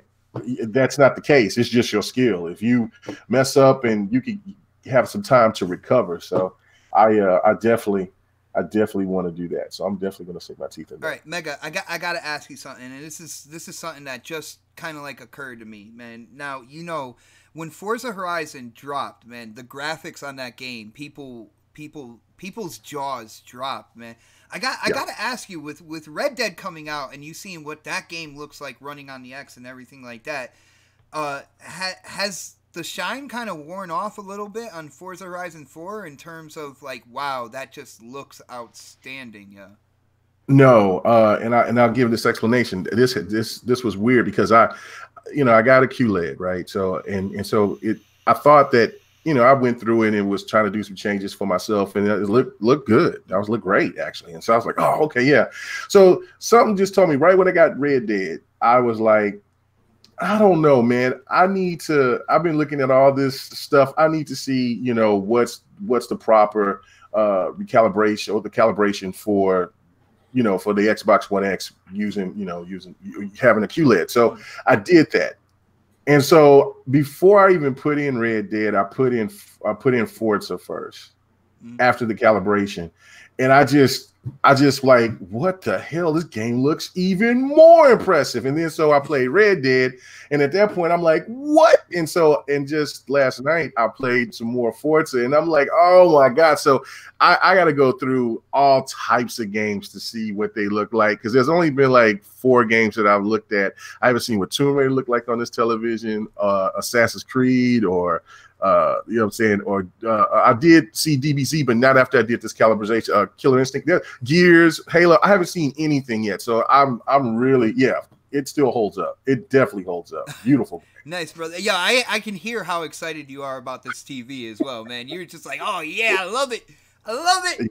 Yeah. It's amazing, man. It's amazing. All right, now Knox, I know you're not really kind of like a racing gamer. I know, like, you saw Forza Horizon, you saw the graphics and everything like that. Do you have any thoughts and opinions on like them coming in with this update, being able to create your own races? Not only your own races, but you can create your own like series championships and stuff like that. And do you have any thoughts about them adding in kind of like the ability to add in more of these like little story 10-chapter kind of like race segments in the game as well, man? No, man, that's all great for gaming, man. And if you're a fan of the Forza, series, and you're getting this extra content and you're getting the ability to be able to do these things, that's freaking awesome. That's fantastic, and I'm all for it. You know what I mean? Like, do I really benefit from it? I mean, I guess eventually when I play the game later are you ever, because you said you got to get into it, and but I don't see it happening anytime. I'm always gonna put that on the back burner, right? Like I'm not a racing enthusiast. Like, I mean, it's like if I have to have absolutely nothing to do, then I'll pick up a racing game. You know what I mean? Just like, it doesn't matter. I know it's a great game. I know that, for all intents and purposes, for people that like the genre and what it offers to that genre, I know it is some next level shit. I understand that. I get that. For me personally, not my thing right now, especially not right now, man. When you got Red Dead, you got Odyssey, you got Spider-Man, you got, I got to do my chores in Destiny. Your chores, man. I love it. Yo, dude, you haven't been on Destiny since Odyssey came out, but you're still talking about the chores, dude. Yeah, it's true. It is true. And I probably won't be on there until I'm done with like Red Dead and Odyssey. So, but those are games that I'm always gonna put first, because those are the ones that are near and dear to me. You know what I mean? I love RPGs. It's like my favorite, genre, and so. All right. It's always, yeah. All right, I got you, man. And we don't have a lot of topics left, so I'm gonna go into something. I'm gonna go back to like what I was talking about with my gameplay, kind of like what we first started talking about in terms of scary games or whatnot, because Xbox came out with quite a few kind of like scary games, and they put them into Game Pass. Games like Observer, what is that? Dead Island, Riptide. There was about 4 games or so that they put into Game Pass. They are Outlast. The first one. I was hoping they did the second one because I already have the first one, but they did the first one. They put that in there as well, kind of like to get people in the mood. Let's start with Predator here. When it comes to Game Pass, and now I think we're starting to see kind of like its flexibility, you know, with them being able, in terms of like the season, like when it comes to Halloween and scary stuff, they can put like scary games into Game Pass, even if it's for like a month and a half or something like that. How do you think this is going to roll over? Do you think this is just another way to show how good Game Pass can be as like an investment to gamers? What do you think about their option to do this, man? Great job, Pred. I appreciate your opinion. I'm sorry. No, it's okay. Yeah, I mean it's a good marketing tool for them to do this. I mean, they'll probably, I don't know about Thanksgiving, but maybe a Christmas theme or something like that. Dude, but what is it? Dead Rising from the last Dead Rising that came out, because it's all Christmassy. I can see that. Yeah, something like that. But I mean, it's a good selling point if it's advertised properly. I didn't really think about it, to be honest with you, until you mentioned it in the topic list. But I was like, oh yeah, they did do that, didn't they? Mm-hmm. But had you not said anything, I wouldn't have known about it. That's why, Phil, if you're hearing us, you need to hire me, and I will get stuff done in the Xbox division. I will let people know when stuff like this happens, and I will put it out there everywhere in social media. But yeah, like I feel like it was a really good idea. It was something that I wasn't expecting either. Like they are doing kind of like the sale as well. Scary game sale, but to put the games in Game Pass, I feel like that's just like another added level. I do know that Game Pass has been quite a success so far, and if they can use it like that, like, dude, how long do you think, now that we see them doing stuff like this, like, how long do you think they would keep these games in Game Pass? Do you think it would be kind of like indefinitely, or do you think like after the season they might take them out and rotate something else in there? How do you think they're going to work this out, man? They've been doing a steady rotation. In the beginning, I don't know how many games are there right now, but in the beginning, it was just 100 games. I know it's over 100 now. They don't really take a lot out. It doesn't seem like it. And if they do, it's games like no one really, I guess maybe they're not doing that well in there. But, I mean, they could leave these games in here for at least maybe 6 months before they have to take them out. But I really can't think of any game that I played on Game Pass that's been pulled out of Game Pass. I know there have been some. I was going to say, there's been a couple. You might not have played them, but there's definitely been a few. Yeah.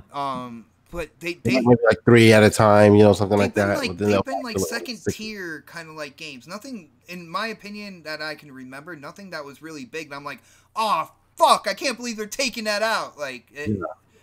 Oh shit! What happened? Okay, I'm sorry. I'm over here playing, and I'm playing Red Dead, and I just started. I ran into that 1,000-pound bear, and that big son of a bitch. Woo! Did it tear a limb off, man? I thought I was dead, but I kept fighting it, and I gave it about, I don't know, maybe a good 10 slugs to the brain. Boy, that thing was that. I thought I was over with. Man, I had a flashback to that movie, The Revenant, when I was playing that scene. Oh, really? I see. Dude, I haven't haven't seen that seen movie yet, man. That is insane. Oh my goodness! Now I'm skinning this big bastard. Okay, this game is it's the truth. All right. Well, while you're skinning that big bastard over there, let me hear. Got his legs up and everything. Oh, dude. Oh man. Do you need a minute to yourself? Cause yeah.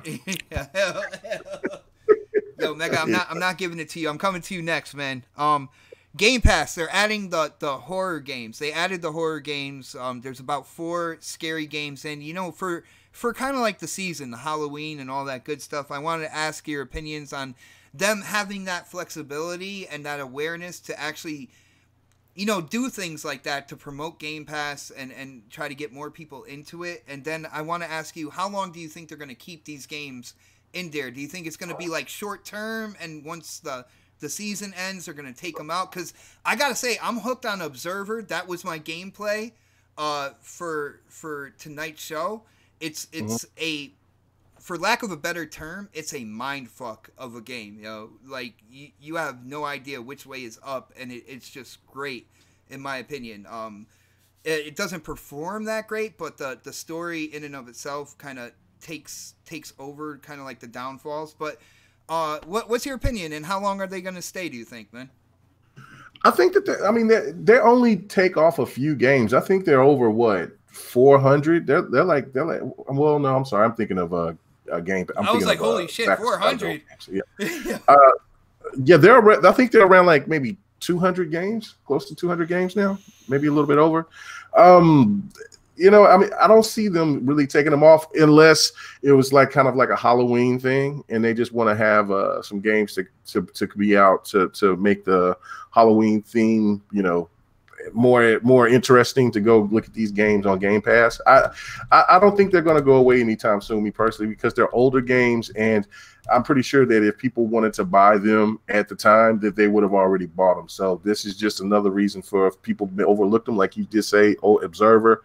They'll jump on it and they'll give it a chance. I gotta say, like, it starts kind of slow. Like, you really, because you're like this investigator, and you have this it's in the future, and you have this ability with like the electronics and the modifiers that you have built into your body that you can literally hook into people, and you can interrogate them inside their mind. But when you do that, you also can like run into their fears while you're in their mind, trying to find out the truth about what happened and stuff like that. And that's where it gets freaky. It's actually, the gameplay is going on right now. So if you are like semi interested after hearing, a really, really brief rundown, just check out this gameplay. And if you like it, you can definitely, if you have Game Pass, you can try it out. Just download it and play it. Yeah, I got Game Pass. Yeah, I might give it a run. But let's go to Knox. Now, Knox, I know you're not really big into the whole scary thing, but what do you think about like the Xbox's awareness? And I also think with them doing stuff like this for like, a certain season, like Halloween, putting scary games, I see this happening a lot. And it shows how important Game Pass is to them, in my opinion. But yeah, I mean, this is awesome, right? It is something that they absolutely should continue moving forward with, right? Like Netflix does it. They all play the themes, right? Yeah. Every time like a season is coming, you get something that kind of like, caters to that experience. And Game Pass is no exception. It's doing the same thing, and Microsoft is following that road. They should. It is absolutely. I'd like to see something, I don't know what the hell they're going to do for Thanksgiving with whatever. But you can do it for Christmas. You can do it for the seasons. You know what I mean? Like you can definitely play off of this.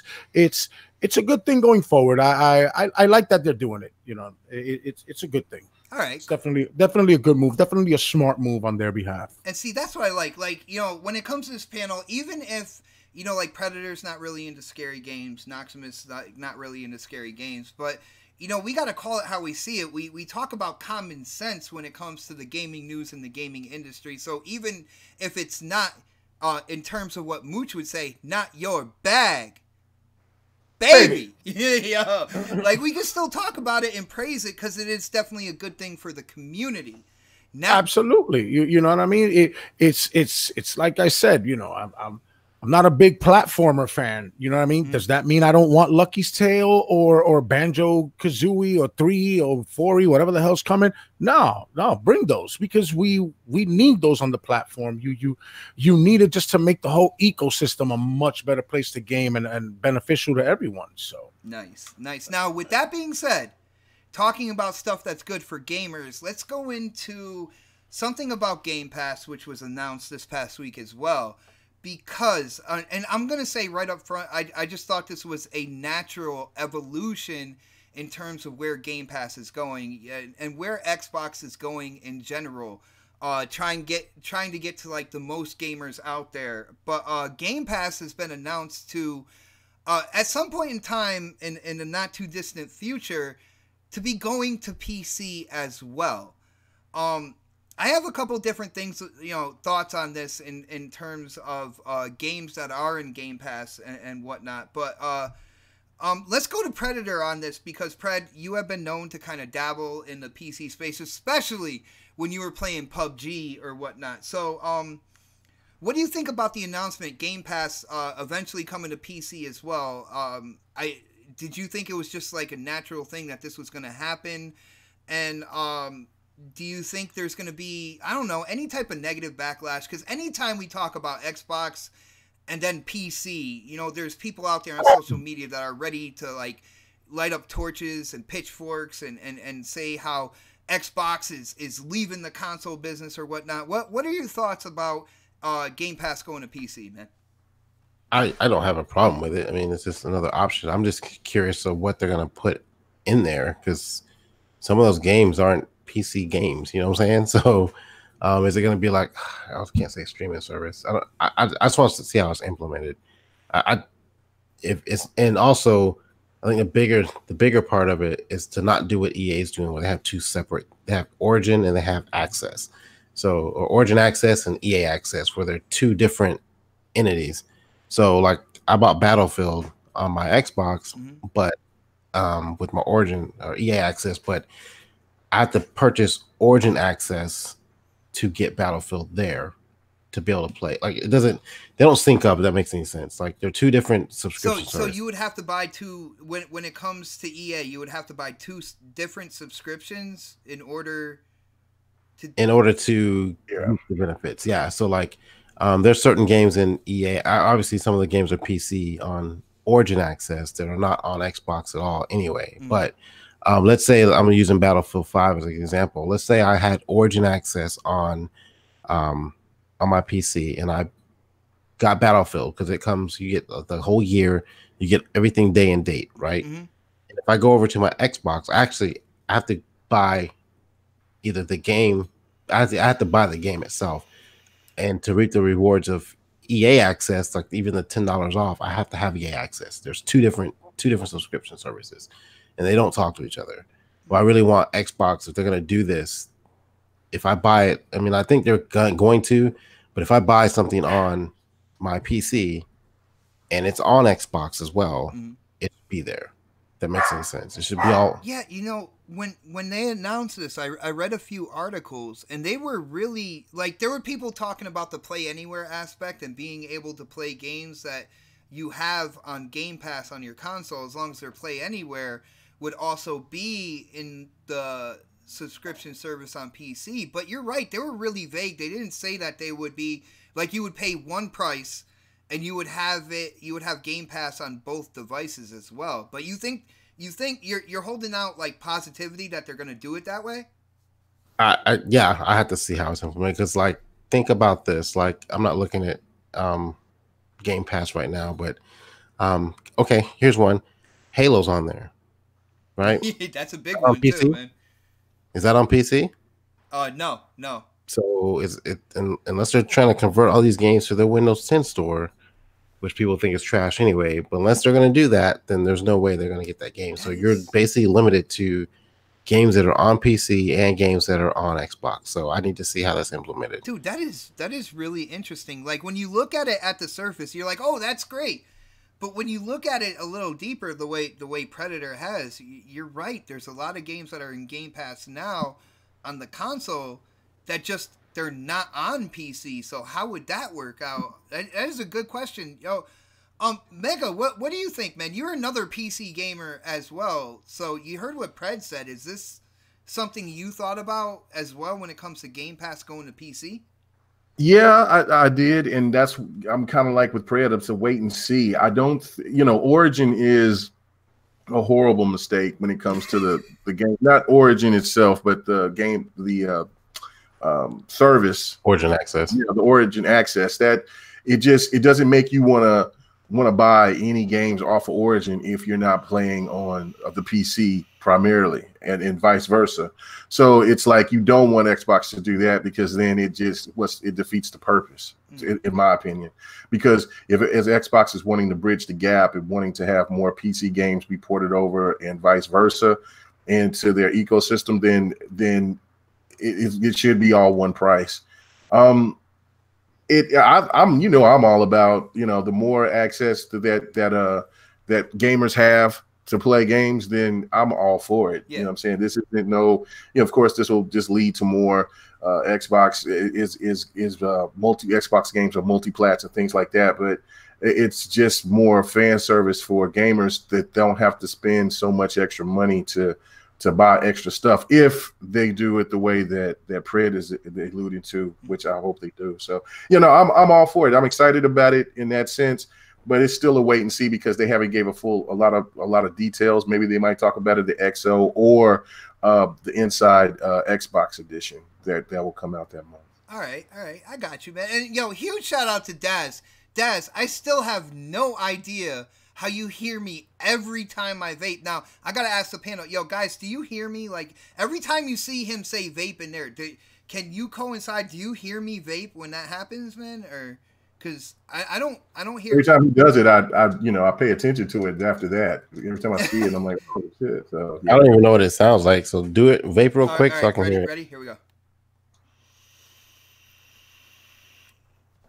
And now I hear it. I did that kind of loud, too. I don't hear it when he says it. Like, when you guys are talking, I'm listening to what you're saying, and I'll grab my mod, right?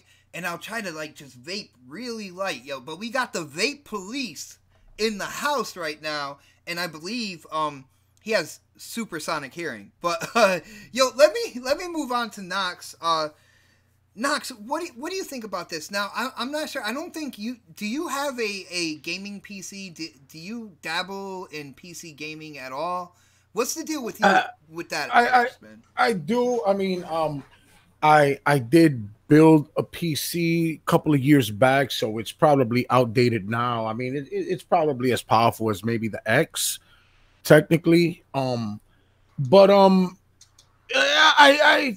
I can enjoy some PC gaming, which is why I got it, because I was heavy into Knights of the Old Republic and World of Warcraft and things like that. Those are probably and Final Fantasy, A Realm Reborn before, that's about the only thing I play on PC are those type of games.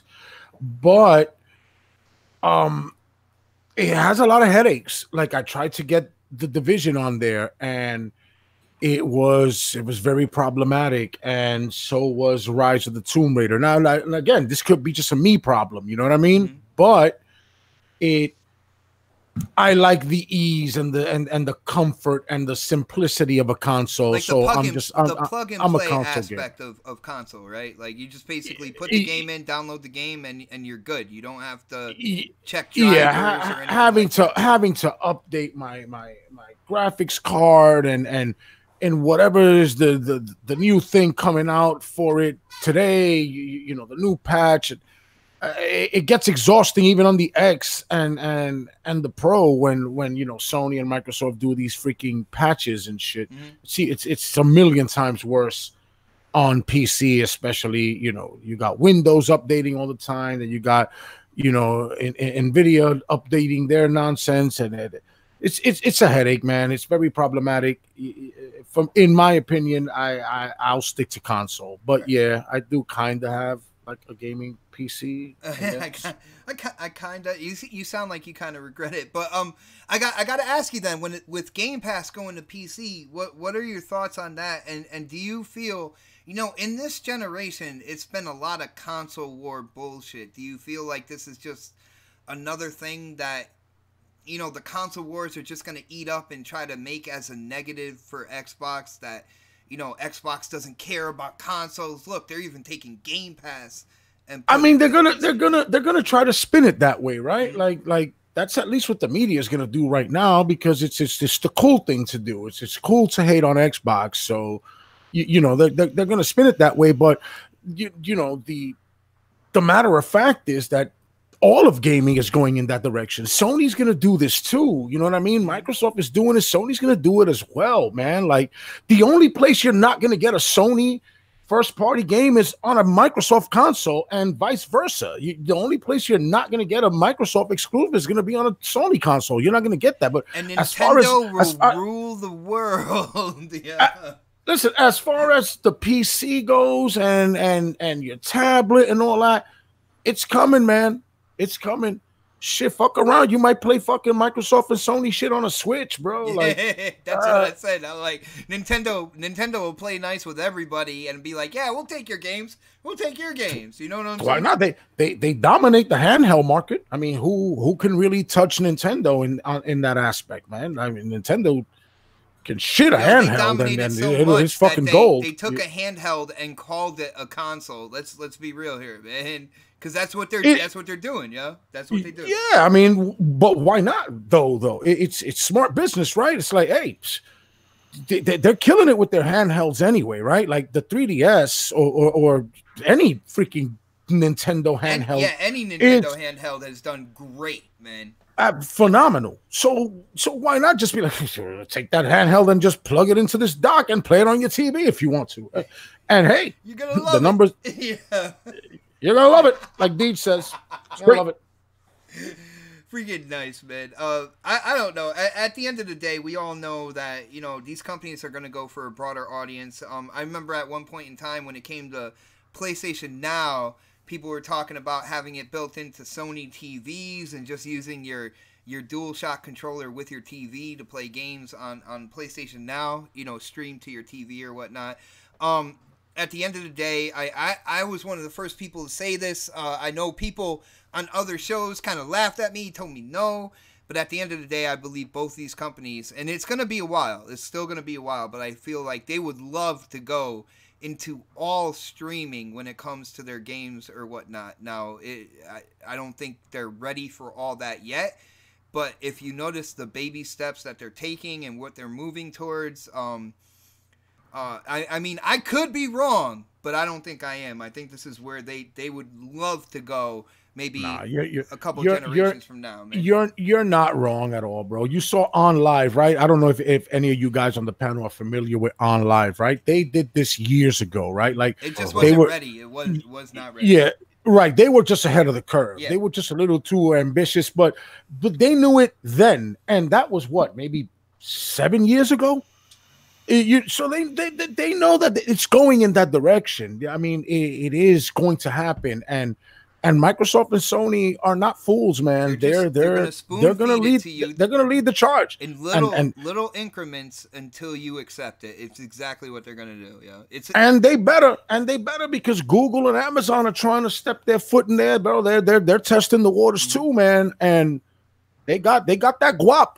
They got that Microsoft money. You know what I mean? They got it. So yeah, that's their true competition right there is Google and Amazon. I know, we on this show have said it time and time again, and of course there's people out there that would argue with that fact. But once Amazon and Google get into console gaming and like complete gaming in general as like serious contenders, then all of a sudden Sony, even though they have been established for so long in terms of their wallet, they become the little fish in the pond, and it's going to be interesting to see what happens when that happens. But guys, we are past 9 o'clock now. I know we started a little bit late, but we're only going to be like maybe a couple minutes early. Once we get through the outros, we're going to be right around 2 hours. Again, huge shout out to the chat. If you haven't done it yet, slap that thumbs up button. And if for some rhyme or reason in this crazy world you are not subscribed to this channel, you know what to do. You just need to hit that sub button as well.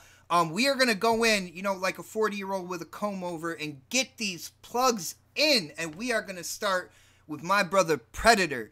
Yo, Pred, you had a bunch of good opinions tonight. I feel like the show flowed really well. So why don't you let people know, where they can get a hold of you to talk games or whatnot, and what you might be up to for the week coming up, man.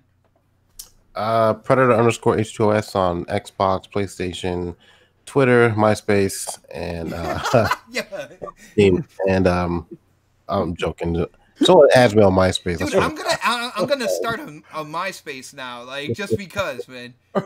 Just so I could put it in the description below and see how many followers I get on MySpace now. They have to create an account, man. Nobody got MySpace anymore. I'll most likely just be playing Red Dead and Assassin's Creed for the next probably 3 years. Ever. Yeah. So people still buying GTA. People will still be buying this game next 5 years. So Yep, that's it, man. I'll see you guys next week. Vote for Pred. Yeah, he's right. Vote for Xbot. That's exactly what he said. And you don't have to go back and check it out. That's what he said. Vote for Xbot, and that's what we're going to do. So, yo, Knoxximus. I like to call you the Rookie of the Year, but I got to say, man, these last couple episodes, you coming in and being, a part of the Next Podcast family on the panel, dude, you fit right in. You sound like a veteran when it comes to these podcasts, man. It's just I definitely appreciate having you on. I know you have a YouTube channel. You said you're going to be coming out with content. Let people know what you might be doing on your channel, and of course where they can get a hold of you to talk games, man. I mean, no doubt, man. Yo, and again, man, I'm still honored and flattered to be a member of the Next Podcast family, man. This is a great panel of game enthusiasts, man, and I love being here. Now, with that said, definitely, at Dean Knox on MySpace. Did I say MySpace? Yes. You did. Yes. Oh, yeah, it took. I was catching up to that. I'm like, whoa. I mean, you said it so fast that my mind, my brain popped for a second. I'm like, at the Knox on Twitter, in Knox We Trust, Knoxximus1 right here on YouTube. Yes, the content is coming, guys. I know I keep saying it, and like I said, man, I'm just dealing with a couple that need. It's called Assassin's Creed Odyssey. Let's not get it twisted. He can't get off that game. Yeah. Let's keep it a buck, right? But yeah, man. I mean, in Knox We Trust, right here on YouTube, at D Knox on Twitter, and at D Knox on Facebook as well, and right here on the Next Podcast, bro, the Shiznit. Yes, sir. And Knoxximus1 on PSN and XBL. So nice. I would say my PSN, but I won't be on the PlayStation because I sold mine and I am a lot happier for it. So, but another thing I wanted to add is we do have the gameplay poll up on Twitter. You just have to go to my page. It's at xbot448. If you don't know, that is my Twitter. If you haven't followed there, definitely follow that as well. But it is pinned right to the top. So go ahead and vote for who you thought had the best gameplay, whether it was K-Mega, whether it was Knoxximus, whether it was Predator, or whether it was the obvious winner, which is Xbot448. Go ahead and vote. But on that note, let's get to K-Mega. Hopefully you're unrolling that scroll now, man. I think you have gotten it down pat. All the shout outs you got to give, the people in the community, your channel and everything like that. Why don't you show the chat how professional you are with all of your outro, man? Oh, fuck them. We out. Peace. Man, big shout out to everybody. Intro Media Gaming, to GWG. Check those ladies out. Check out, everybody that's a part of Intro Media Gaming. Of course, GRG Podcast, what we do every Friday night after Crossfire. We have a lot of fun. And BGST. And of course, the Next Podcast. Now, I have dropped a couple of videos, and there's another video I've had stored because I was going to erase it, but there's some people that tell me that I just need to go ahead and show it because I made a video earlier this week, and I was wanting to talk about the EXO event, and I was drunk and ranting, and so I was on a rant. You could tell my whole voice was like a different, So it was a different K-Mega on there, man. Yeah, it was a mess, and I was like, I'm not putting this on there, but I will. I'll just go ahead and throw it out there. So check out my channel, K-Mega45. Sub to it, all of that. Check me out on Twitter, all the good stuff right now. The bells and whistles. Also, I have a Facebook group, DRG. Yeah, so that's we doing it. So everybody, we good? We out. All right. Well, K-Mega, I do want to let you know because when it comes down to notifications on YouTube, I am subscribed to Crap Gamer, and I will let you know Crap Gamer on a daily basis kind of like dominates my notifications. Like I'll have notifications, like it'll say 6 notifications. 5 of them are Crap Gamer's new videos, right? So. Right. If you're sharing your videos on Twitter or whatnot, just tag me in them, man. I want to be up to date on like what you're doing with your channel and everything like that. And I can't do it with Crap deciding he's going to drop 20 videos a day. So if you can, just at Xbot448 when you share. I'm horrible at advertising anything. Like, I mean, I got a Patreon and I've been giving giveaways, and then nobody didn't know about it except the Patreons that I had. So I mean, like, I gave away Soul Calibur 6. I gave away last night Red Dead Redemption 2. Before you did an RDR2 giveaway? Yeah, and I just get so busy and caught up into doing other shit that I just completely forget about pretty much soliciting myself or anybody else for that matter. So I definitely got to do better with that. So yeah, nice. So I'm definitely going to do that. All right. Well, I got to shout out our brother Vogelskrieg in the chat, dropping $2 in the super chat. He was like, shit, I just got out of work. He's got to catch the replay later. And you know what, dude? I appreciate it. That's the great thing about YouTube. You can either come and catch it live, which is really good because you get to talk to everybody in the chat as well. Or the funny thing about YouTube is they keep the video there and you can watch it later on if you want to. So we do appreciate all the support. I will also say that, you know, you can be a sponsor of this this channel as well, and when you become a sponsor, you get special emojis that you can share in the chat or whatnot, and maybe something else down the road. I'm trying to think about kind of like special things that I can do for the sponsors, more than just kind of like the emojis. But the emojis are awesome, man. I got a gremlin that's flashing people. I mean, you don't get that anywhere else but on this channel. So go ahead and hit that green banner right on the top and become a sponsor if you want to. But it is Saturday night, guys, and the gamers got a game. I know I got to get the controller in my hands. I got Forza Horizon 4 that I got to get to. I got to make that 10 million credits. So I'm going to... Yo, what up? Game of the Millennium! Oh, no. Yo, I'm going to say it the same way I say it every Saturday. We will check you out next Saturday for the next podcast. Have a great weekend, everybody. Later. Vote for K-Meta. Vote for Knoxximus, baby. Yeah, like they said, vote for Xbot. There you go. There's only one true K in here, and that's K. We out.